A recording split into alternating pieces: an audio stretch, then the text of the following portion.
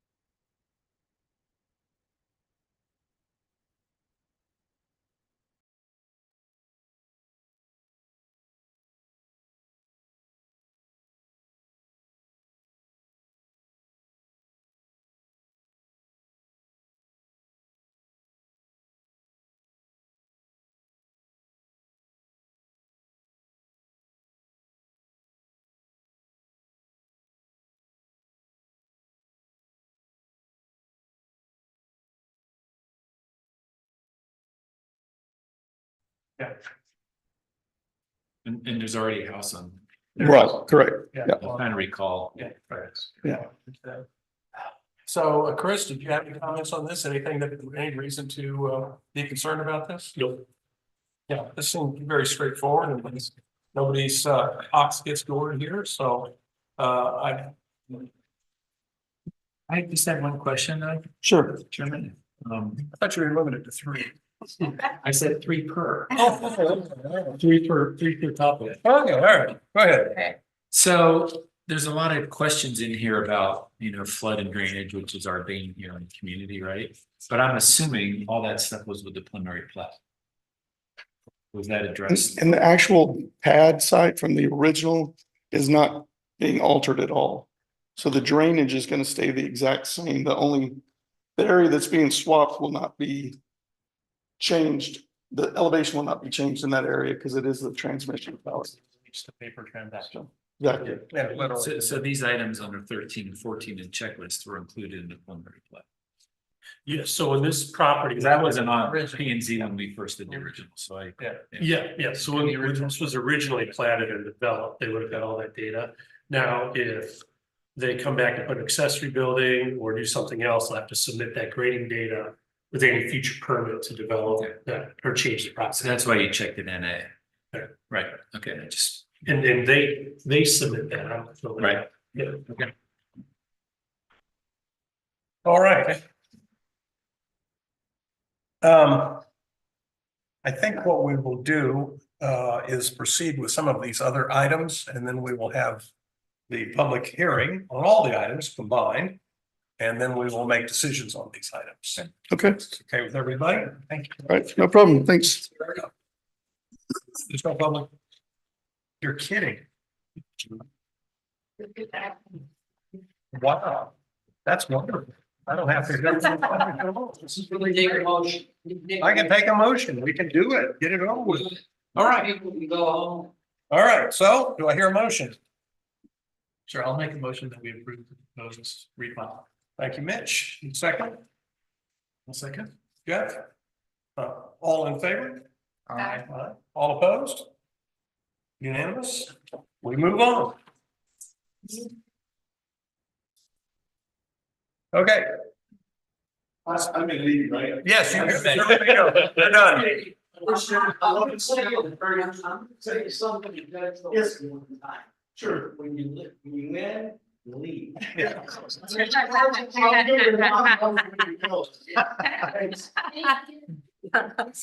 All right, item number 2, discuss, consider, make recommendations to the Copper Canyon Town Council regarding final plat of Boots Ranch Lot 14R being a replat of Lot 14 of Boots Ranch. In addition to the town of Copper Canyon, Texas, recorded the plat number 1411 in plat cabinet 2022 of the plat record of Benton County, Texas, 3.027 acres situated in the T&P Railroad Survey abstract number 1304, Ohm, the town of Copper Canyon, Denton, Texas. Do we have someone who wants to speak to this tonight, or? Yes. You can tell us what you're up to and what you'd like us to think about. All right, I'm Adam Lingenfelter. I'm actually the property owner of this one. And so when the developer originally did this neighborhood, this lot was just a little over 3 acres. What is it? 3.027 acres. And roughly, these are just really super rough numbers. Roughly 1.5 acres or so was actual building pad. Roughly 1 acre to 1.25 acres was in the floodplain. And then the remaining portion was the same elevation pretty much as the building pad, but it was considered part of the drainage easement. So what we're trying to do is we're trying to get that other section out of that drainage easement and into the actual building area, rather than having it in the drainage easement, since it's at the similar elevations as to what the pad is, so that we could build like a detached garage on that piece of property. All right, thank you. Chris, you want to talk to us about your thoughts on this? Sure, so as property owner mentioned, this was originally platted with that whole property line all the way to the north end as part of the drainage easement. During the design of Boots Ranch, they sized the pond much further south and smaller than that area needed. And so he's asking to do is to move that drainage easement to the south, basically to the north end of the pond, and reclaim that strip on the north part of the property. And so we reviewed that versus the drainage design, as well as the floodplain through there, and don't have any comments to the request. So this was as a result of a change in the drainage in the pond in effect that got final, but after this was all right. As a final out the design of the pond, I realized they didn't need as much area as they thought they might have. All right, thank you. Any questions? Mr. Chairman, I have a question for Chris. There was a document indicated with 15-foot drainage easement on the part of the property. Yep, And then the easement that's shown, the drainage easement on the current lot that's the one that's dedicated, but the other language. Yeah, you're talking about to the west, the new area, I can't remember. Yeah, Drainage. And then others, or there was word in the dedication that the easements and public use areas as shown are dedicated for the public use forever. I want to make sure that that includes that drainage. so the, yes, the resize area, yes. Can we ask them to maybe make that language change in the final document? I want to make sure it's a drainage. Say, well, it doesn't say drainage. Easements and easements. Get what I'm saying? What? It says the easements, I would like to say the easements, including the drainage easement and public uses shown here on, we're going to show you In the general notes, you're saying, up here. oh, yeah, okay. On the They certificate. make that small change now. Yeah. And it's up here is what I'm referring to. It's Yeah. the owner's certificate. Mitch. Yeah, I see it. Yeah. Just so it calls out drainage, sort of, I don't think there'd be any question about that. Yeah, of the nature of these.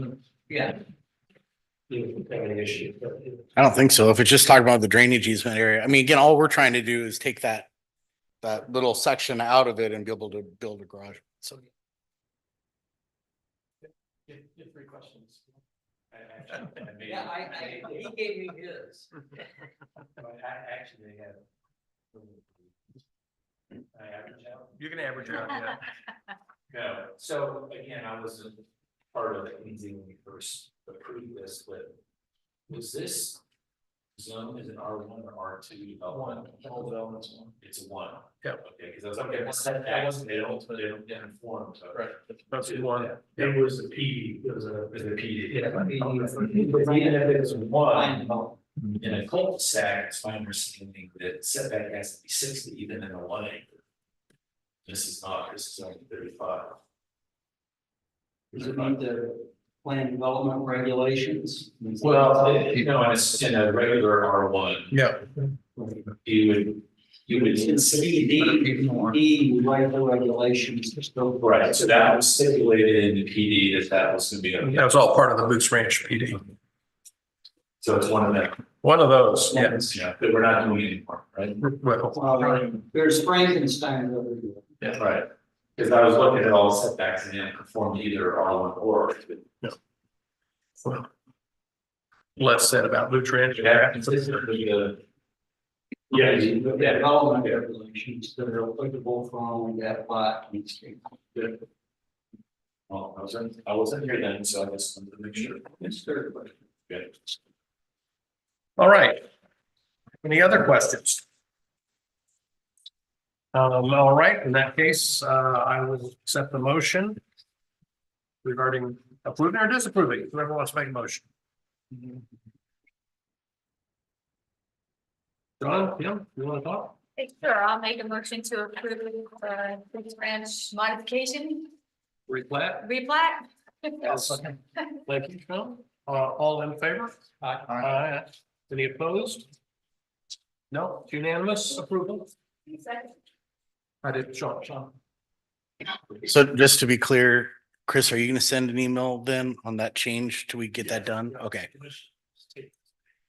Okay. perfect. Okay. Thank you. Appreciate it. All right, item number 3. Discuss, consider, make recommendations to the Copper Canyon Town Council regarding the preliminary plat, Copper Knoll Estates. Lots 1-14, block A, lots 1-4, block B, and lot 1X, block C, private development. 20.018 acres situated in the C. Cooksey Survey. Abstract number 270, Town of Copper Canyon, Denton, County, Texas. So before we start, Bob, would you give us a quick refresher on preliminary plats and under state law and all that Yeah, stuff? preliminary plat. Not really covered by state law, the feature of our ordinance. And the purpose of that preliminary plat is to get initial review from DRC and then in this committee, and to take comments that may be generated from our town engineer as to things that may need to be tweaked or changed. And so if you approve that preliminary plat with the suggested changes from Mr. Hartke, if there are any, then they will have to have those changes made at the time of final plat. So it's kind of a conditional approval. You would approve it if they meet the conditions that our town engineer told us need to be made. Are there any time requirements once we've approved the preliminary plat? Once So the they're preliminary final. plat approved, then they can file that application. I believe our ordinance requires that they file a final plat within a specified period of time, but there's no shot clock until they file a final plat. Okay. All right. So Daniel, would you like to tell us what all the exciting things about drainage and wonderful things that you've learned since our last meeting?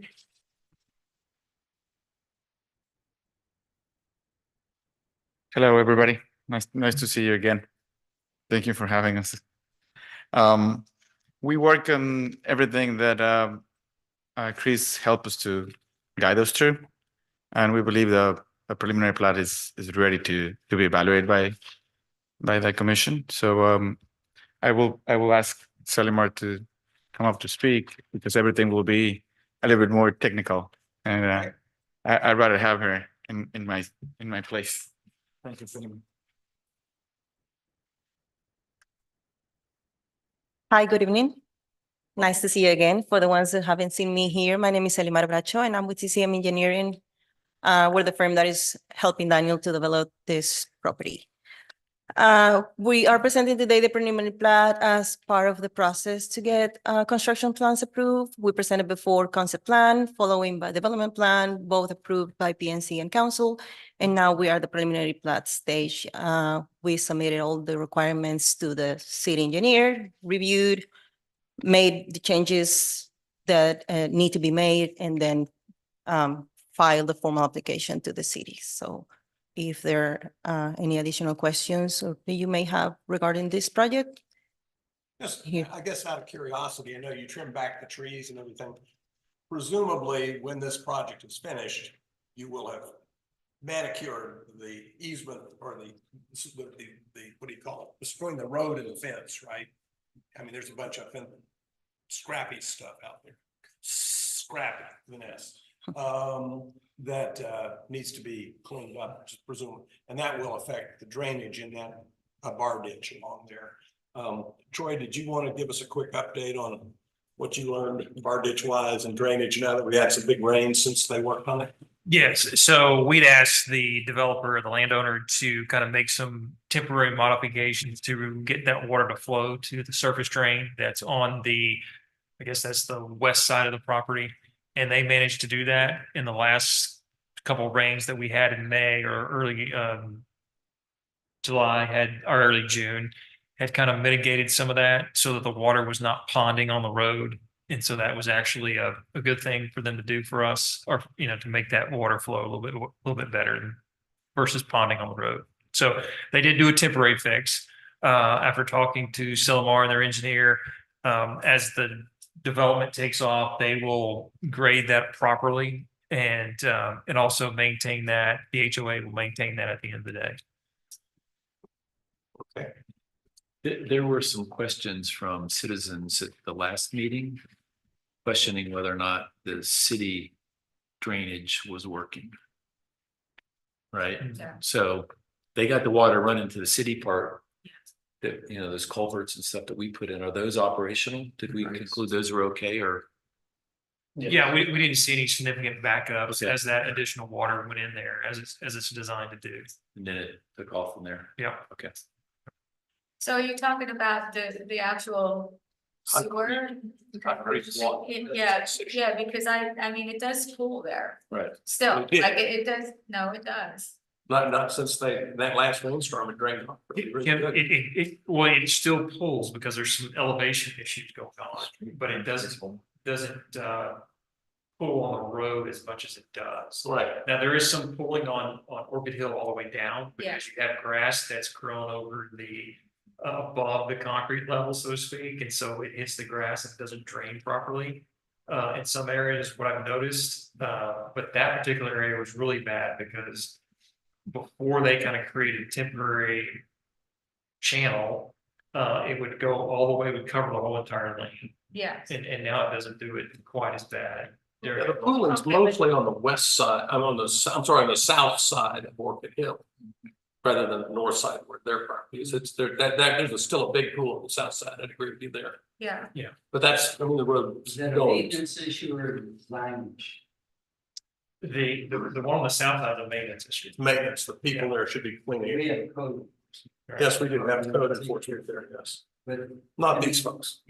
But the question that I have for Chris is there's detention ponds on, looks like the south and north end, the proposed development.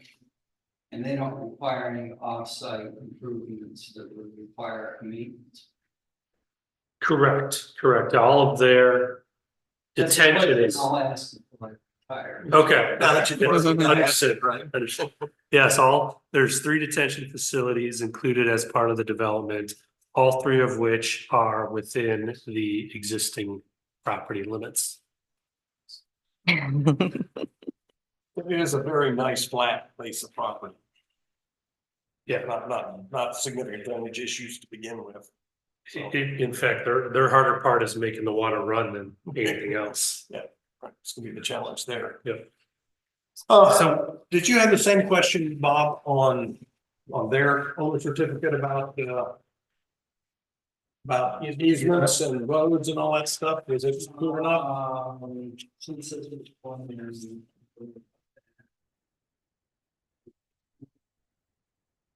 As Bob's looking that up, Selmar, I got a quick question on the 2 ponds that are on the north side of the property. How will that water exit those? Is it going to go to the adjacent property or?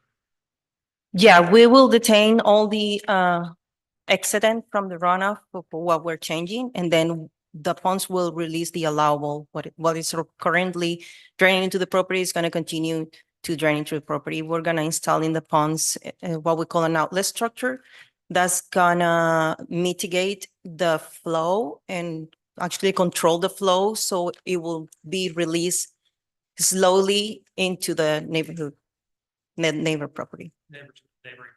Mm-hmm, yes. And you guys have had conversations with them as it relates, that's kind of how all that will function.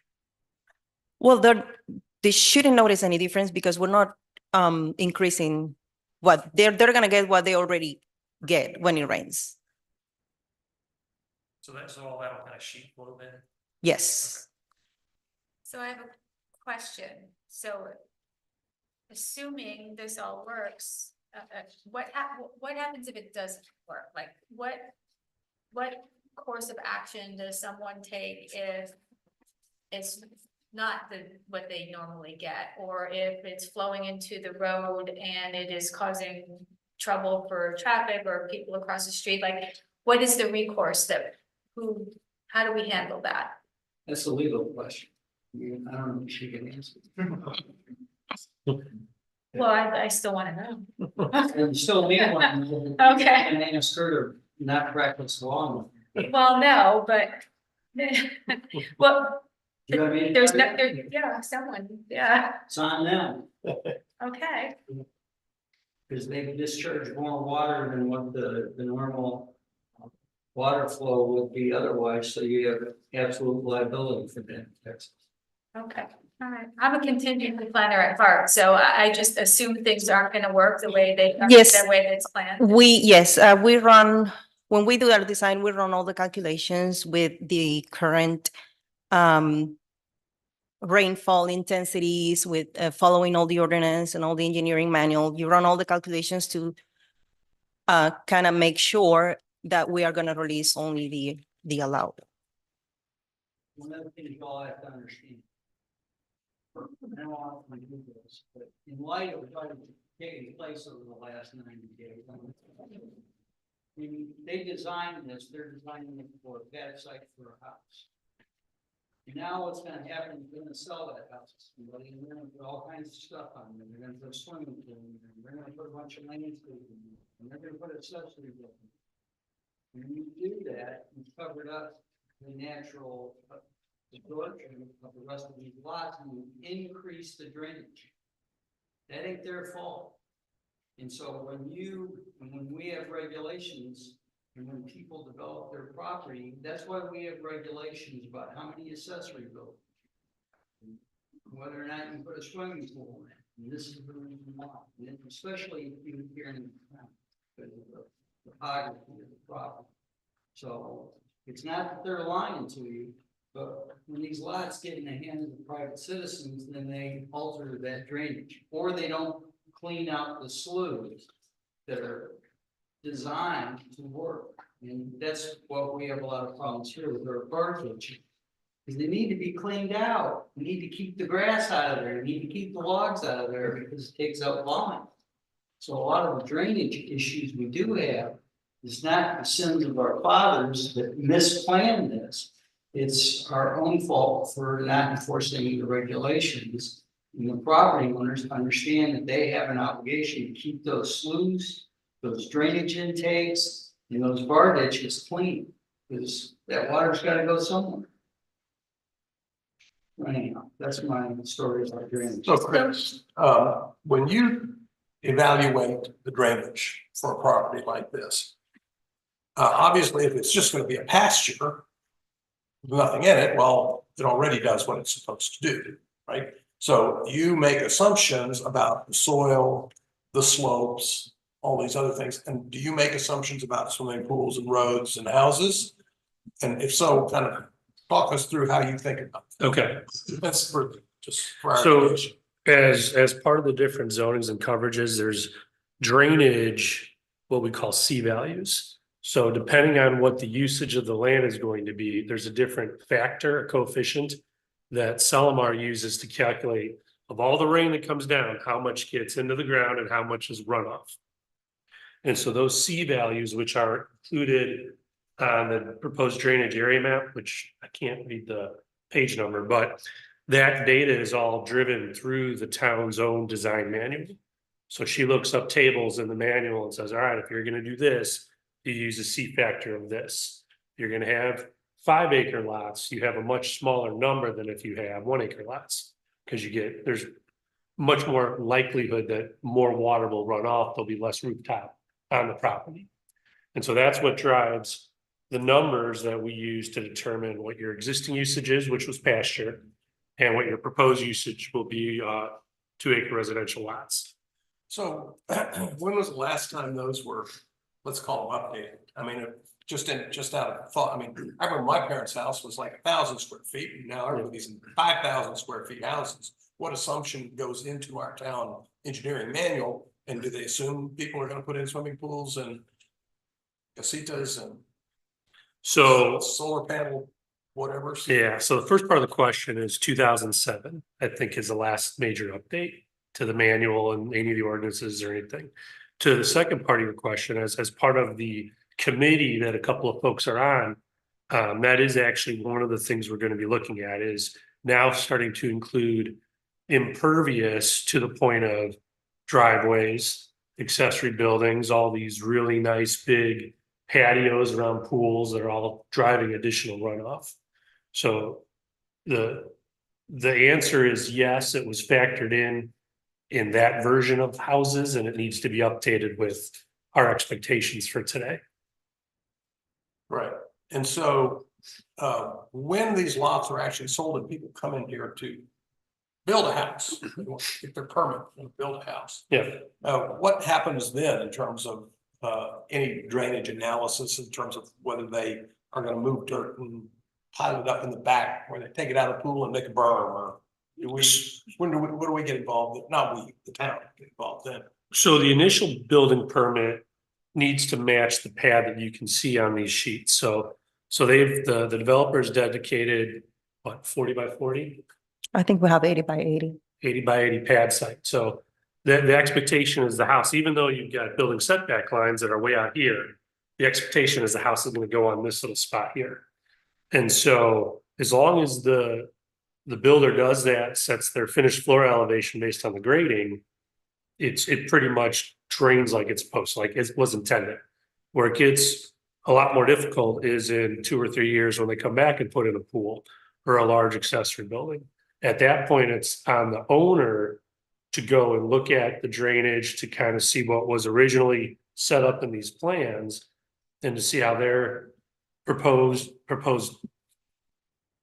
build, whatever that is, impacts the property. And then they submit a permit, at which point I'll go look at it and say, okay, you're showing drainage arrows to go this way, you're showing this.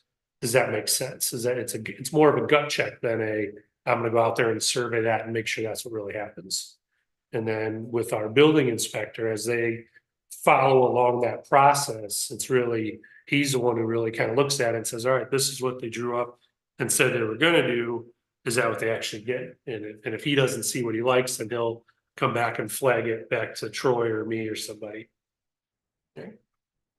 And also, if I may add, to add something to what Chris is saying, even though if we use a pad as a reference, I think the ordinance also states the maximum lot coverage for each lot.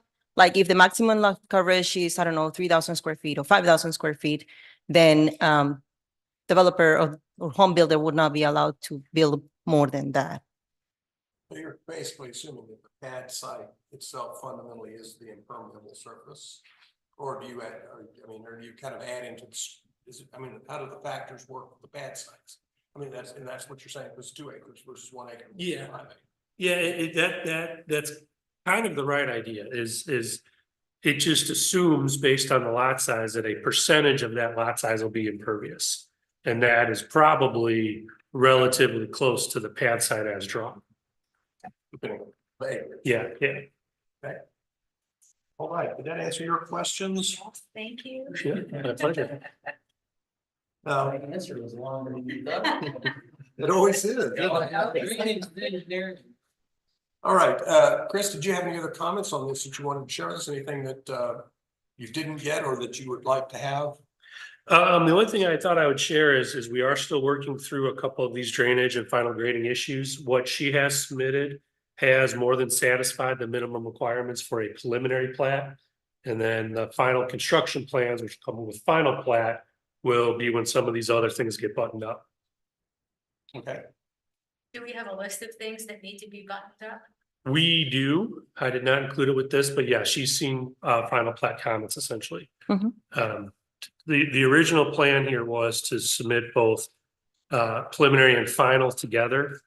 And so after review and looking through the comments and seeing what still needs to be addressed, the developer thought a better route to just do the preliminary, get that through, assuming it goes through.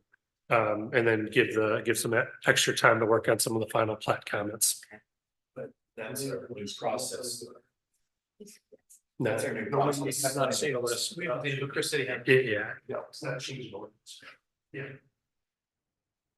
Well, and I guess the technical question is they meet the minimum standards for the preliminary plat. What they're going to be doing is we're going to be doing some tweaking between now and the final. I want those noted that the preliminary plat, that these things have to be taken care of, so Okay. when the council gets it. the preliminary, Oh, I see. they'll know that those things need to be taken care of instead of you and me being accused of not doing our jobs. Right. All right, so Chris, if you have a list of those items that you've submitted to them, that you've discussed with them, do we need those in writing as part of our, Yeah, there'll be the engineering comments okay, engineering comments? will be the conditions. Okay, They will be subject to the engineering comments from the town engineer. So Okay. Chris, just to clarify, Yeah, are those for the preliminary plat, they have met all the engineering standards and requirements. They're still working on final plat and all we're approving tonight is preliminary plat. Mhm. that's correct. And so and I'm actually kind of glad we had this conversation because what Selmar received from me was a highlighted set of comments with those that needed to be addressed for preliminary plat highlighted and those that can be pushed off final plat just included. And so I could have very easily included that in this document. I didn't think to do that. I just sent in the letter, said yes. preliminary plat meets the requirements. Not everyone is cooperative, as these people. Right. I have to hold everybody. No, it's a good point. I'll start doing that in the future, because typically if they've submitted what's considered to be final plans, then I'll review it as final plans and say, here's preliminary comments, here's final plan comments. And that kind of cuts a little red tape on both ends. Sure. All right. You approve it. Subject to the Subject engineering. to engineering comments. We're good. Right, so I think what we need to do is make a motion to approve this preliminary plat, subject to engineering comments. Your question? And this may have answered this question I had on this engineering site plan. So there's several items in here that aren't checked off. Okay, so I'm assuming those items will get then checked off before they go to the final. Yes. Okay. Yes. Yeah, because I had one as well. For the applicable ones. Okay. Yes. Right. Then the ones that aren't going to be NA, I just don't want this to get hung up in council and they're looking at this going, how come this isn't checked? How come this isn't checked? You know what I mean? Yes, absolutely. Everybody's looking at details now, which they should. We'll give you a checklist. And they give us a checklist. So I got one question on the preliminary plat. So item 16 on the checklist was sizes and flow lines of existing drainage. And it's checked off as not applicable. Is that including this falling structure? That's because of the existing drainage structure. That's exactly right. So it's just leveraging the existing, therefore it's not applicable. Right. And so I guess in lieu of that, what I would ask is that as you consider this, make that a condition. This gets updated to check everything that's not applicable as not applicable. Right. The council's not looking at this, no. Yeah. It's number. Right. Well, that's very good point. They've been more impatient. It's all. Okay. All right, so subject to engineering comments and, Update the checklist. An updating of the checklist. All items. okay. So does someone want to put that into words? Jeff, you're a wordsmith. Mhm. So I motion that we recommend the application of council, the preliminary plat cover all states. Knowing that the engineering site plan will be Subject to completed, subject that it'll be completed, all appropriate boxes checked. By the and engineering comments answered. engineering comments. Does that sound right? That's close. It's close enough for. Close enough for voting. Non applicable things will be outlined. Well, what I would say is, subject to engineering comments as delineated by the town engineer and subject to updating the checklist to show non-applicable items. All right, so Sheila, would you read that motion back to us? Okay, motion to approve subject to Engineering comments as delineated by the engineer. as stated by the town engineer. As stated by engineer.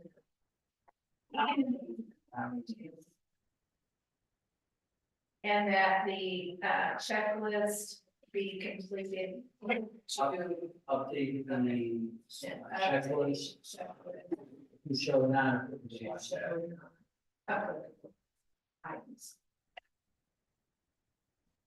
Thank you for that clarification. Not a problem. That's why we're having it. All right, so does everybody understand the motion and the subject twos? Yes. I'll second the motion. All right, so Jeff made it, second by Mitch. No further discussion. All right, then we'll go to a motion. We'll go to approval. So all in favor, say aye. Aye.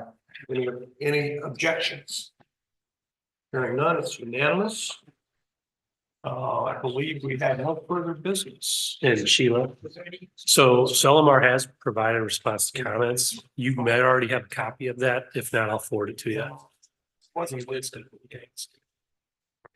Okay, before we adjourn, Troy, do you want to give us any other development updates we might want to be aware of? There's no Thank you. major, yeah. Yeah, you said that, and then also, your, Yeah. you said the other day. Just reset that. They want to play by the rules, they're playing by the rules. All right.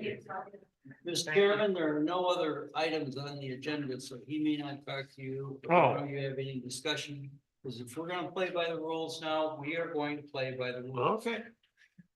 All right, so for further future meetings, I would like to see a development update from our town administrator on all future meeting agendas.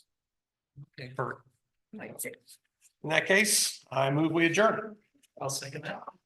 No objections? All right, we are adjourned at 6:00.